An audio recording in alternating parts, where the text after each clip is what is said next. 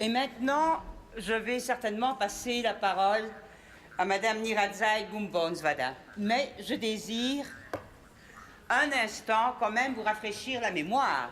Vous l'avez entendu parler pendant ces jours-ci, mais certaines personnes qui sont arrivées ou hier ou aujourd'hui ne savent pas tout ce que Madame Nyaradzayi a fait depuis,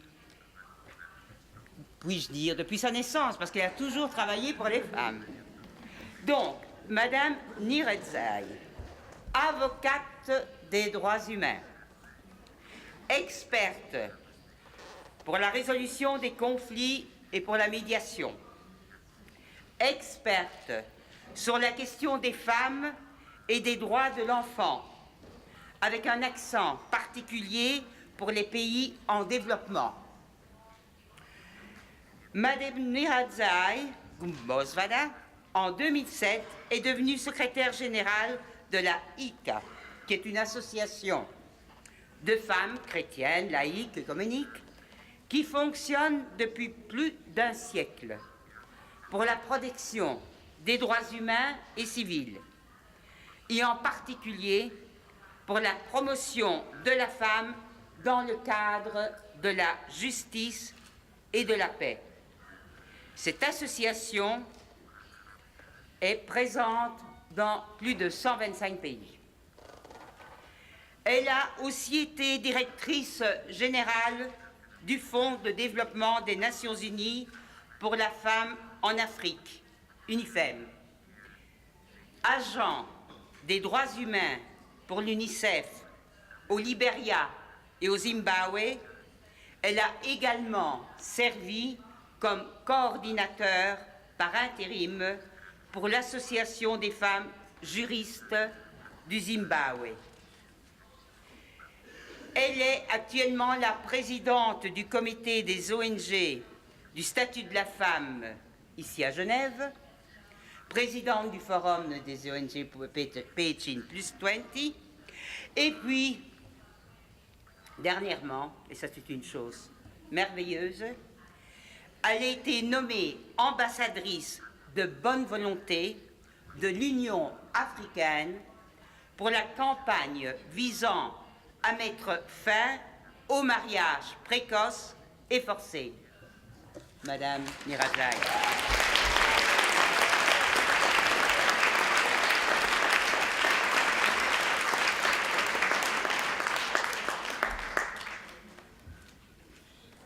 I was blushing and it was not showing.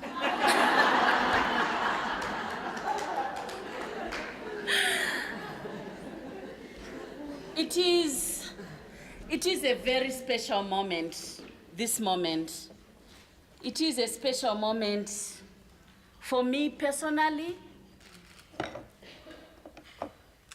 as that girl born in my village in Zimbabwe and who now lives in Europe and leads our amazing community-based World YWCA movement around the world and in this region. And for you and my colleagues to trust me to be your president for the NGO CSW and to be the chair for this forum, thank you.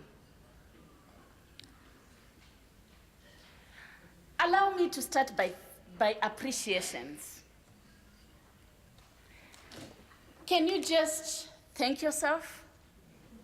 Literally, can you touch yourself wherever you want to touch yourself and thank yourself?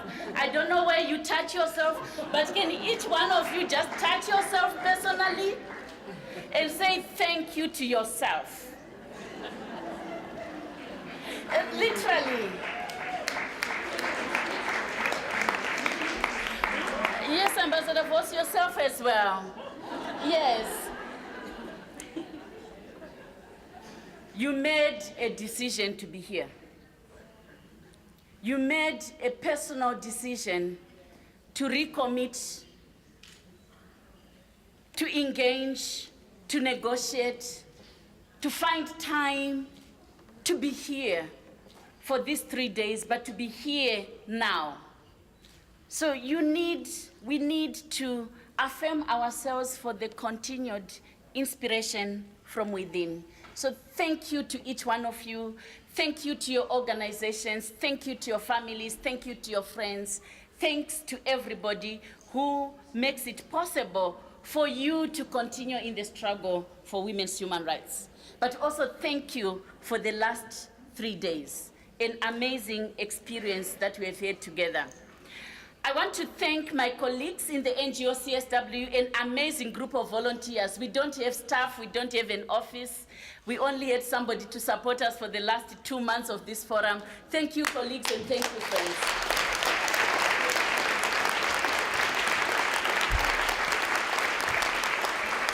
And a great appreciation to Madam Simonova, who has been the co-chair of the forum, for steering us for all these 3 days. I also want to thank the women's movement. I come from the women's movement, so I always say to the women's movement in the region and globally, thank you.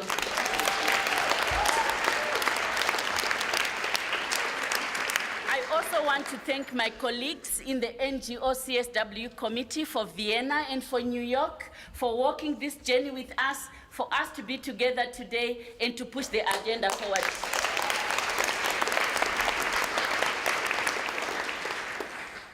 A great appreciation. Oh, I've not greeted Malinka. Where is she? I know she would not even be here. I knew that. To Malinka, to Monica of ECE, a big applause to our colleagues. We know there's a big infrastructure behind ECE to support the process, but really, Monica and Malinka, thank you. Oh, my sister, Ingeborg.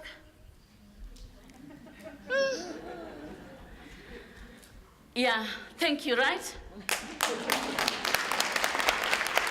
To the amazing UN women, our UN women, and your team. I've seen your team. We've spent time with your team. I just want to say thank you so much for everything and for being part of the forum with us. And to, you know, we're still sitting in the United Nations office for Geneva. So to the UN office in Geneva, to the High Commission for Human Rights, UNFPA, WHO, amazing institutions here, we continue to support our work. Not only are we reclaiming human rights, we are reclaiming the space. We also want to thank the governments who supported our work, and we thank them from the beginning. Ursula Funk, we really, again, and she's in purple and sitting there, so if you can't see her, she's here. Ursula, can we thank you on behalf of the Swiss government, the Swiss institutions, the Geneva International, the City of Geneva, and everybody who made it possible. I'm looking up there and I can see the interpreters, and just to thank the interpreters and to wave and to thank you all so much. We want to thank the rapporteurs, and we also want to thank people who have been serving us coffee, and the volunteers and the security guys and everybody around us who makes it possible, the photographers, the media, Luisa Ballini, everybody else. Thank you so very much.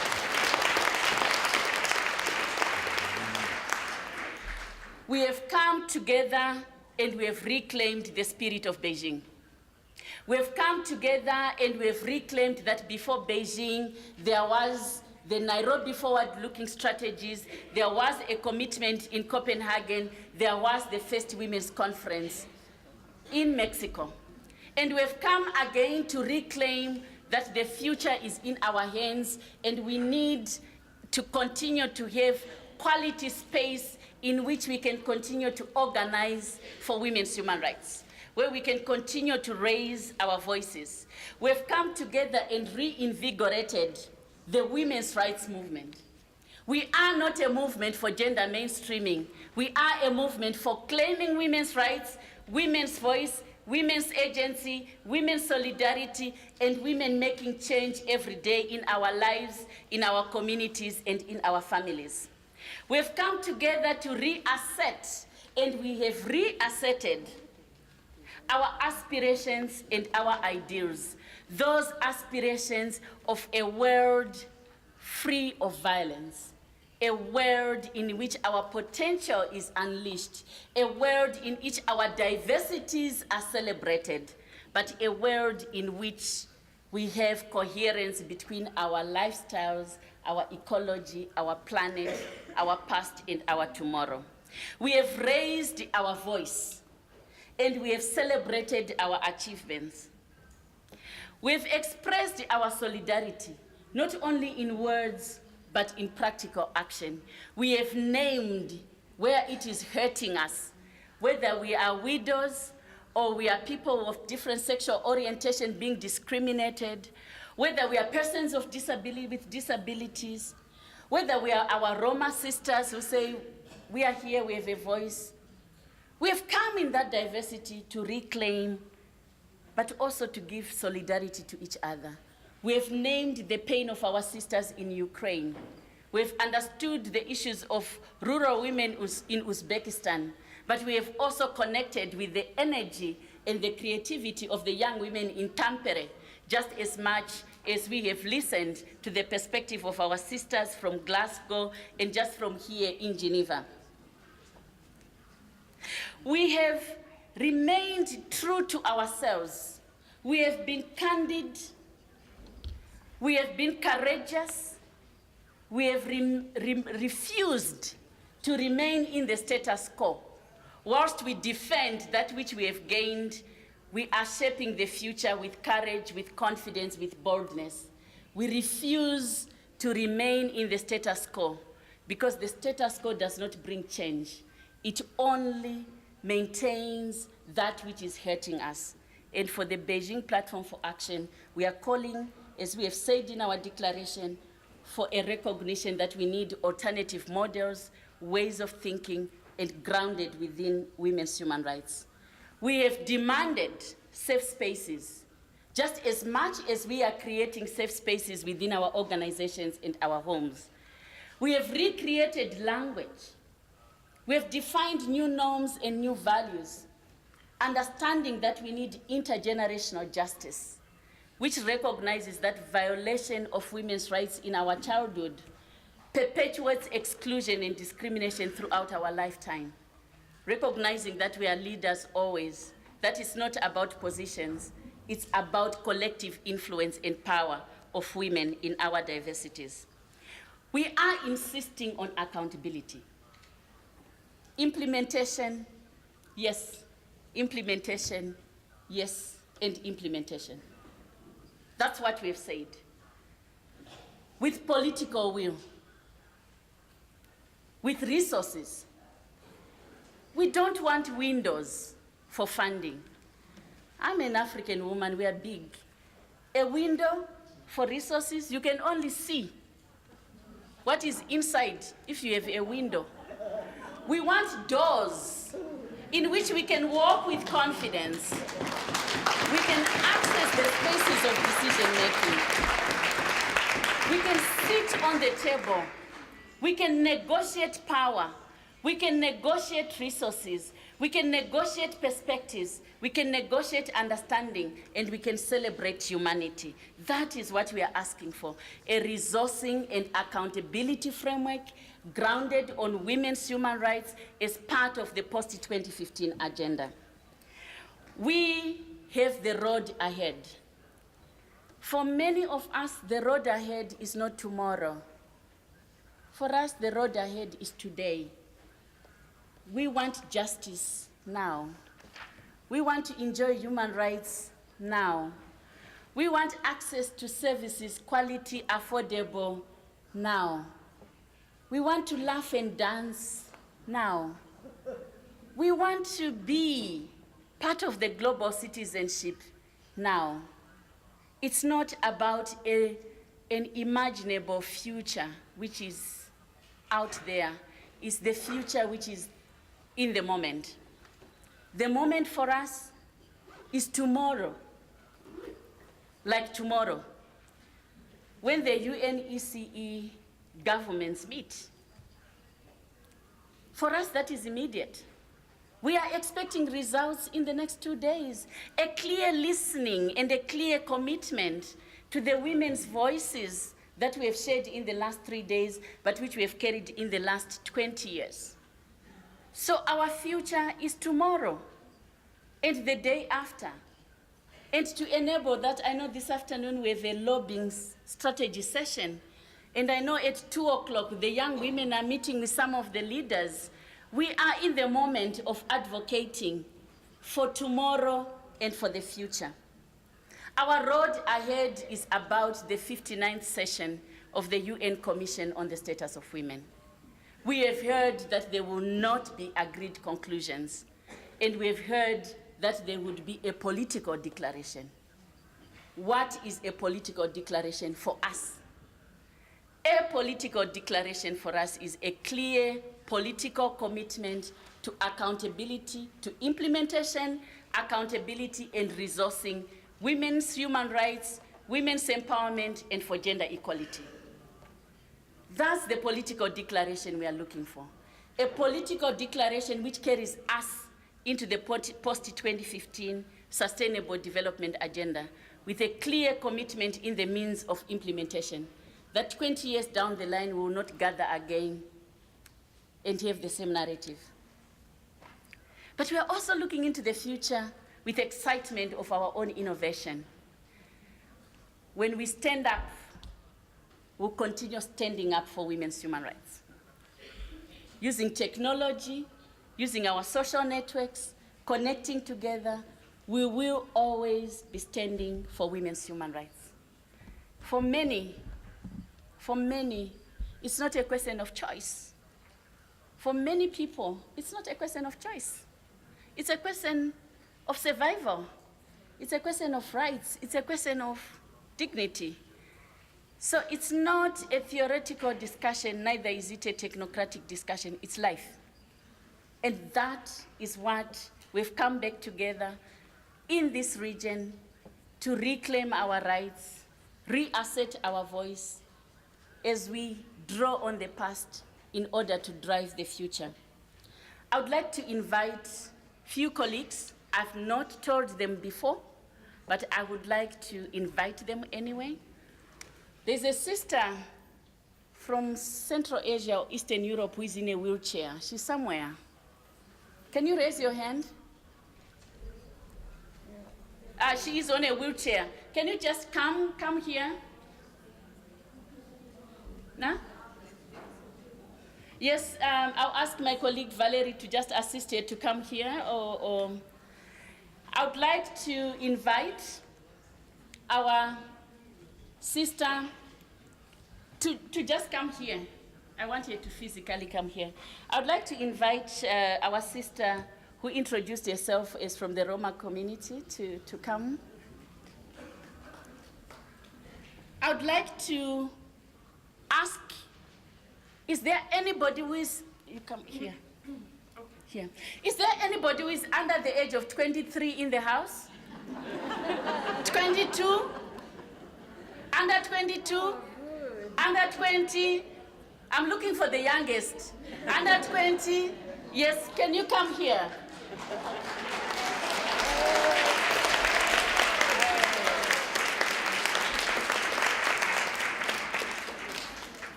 Yeah, here. Is there somebody in the house who is over 90? 85. Just over 85, raise your hand if you are over 85. 80. Ursula is invited to come here. Ursula is invited here.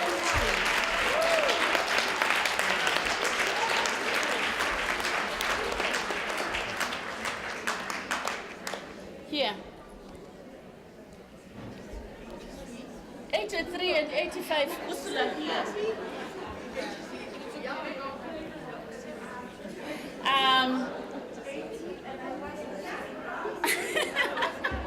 Yes, thank you. I would like to invite, we are talking about women in our diversities, right? I'm going to invite President Tanya Halonen to come and join us here. This is not age, this is about office now.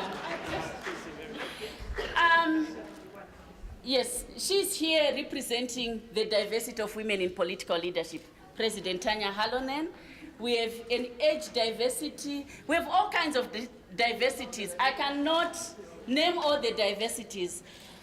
We know, I know that we have many diversities in the room. I may not take all the diversities at this moment, but I would like to invite Your Excellency, Mr. Reinhard Voss, to come here.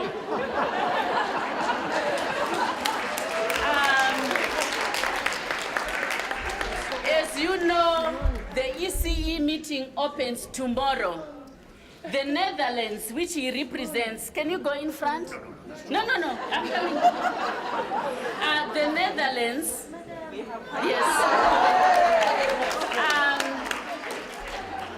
The Netherlands is the chair. The Netherlands is the chair of the ECE Bureau. And we would like to hand our declaration in our diversity to our governments together. And we know that the work is on human rights, so Jane, if you can support your governments on human rights. UN Women, can you support your governments on women's rights?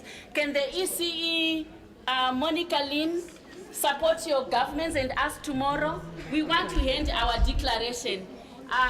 Manjit. Excuse me. So now you see that you are hijacked.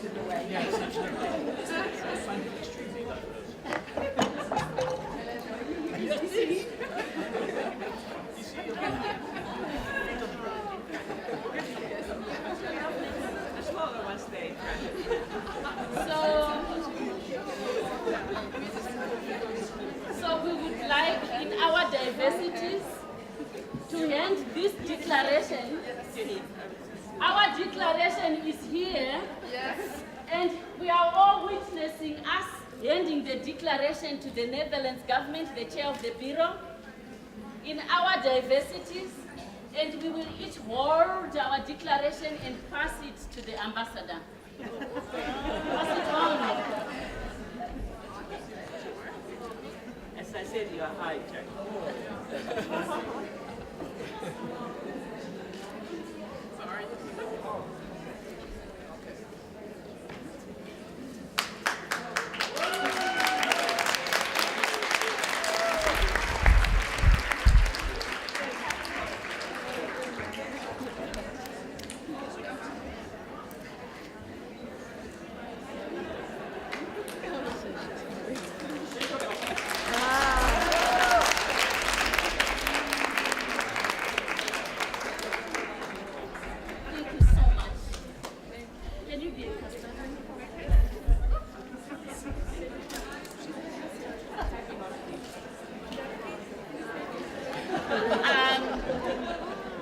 So I would like to thank you all so much. As you can see, we have officially handed as an NGO forum our recommendations to the ECE governments. Tomorrow it will be a formality